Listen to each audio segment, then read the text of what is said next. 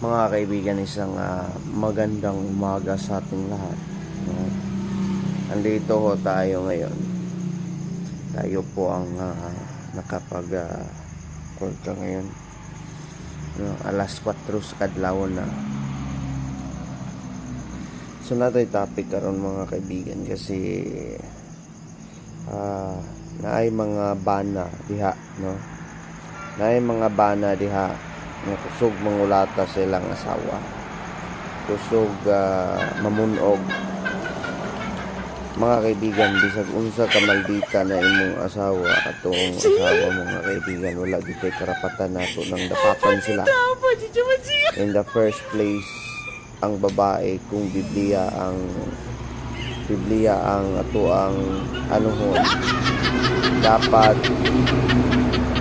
mahalin siya kasi katuwang natin yan, no? Yan po ang tandaan ninyo.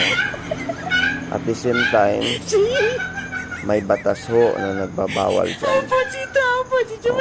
Mapresyo kita, no? Dili pwede bunogo ng babae kasi unsa pa na sila kayaw-yawan kay ilaha na nga kaugalingon.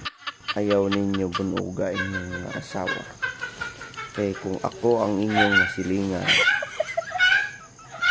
na ako sa serbisyo, bunugo nimo imong asawa way.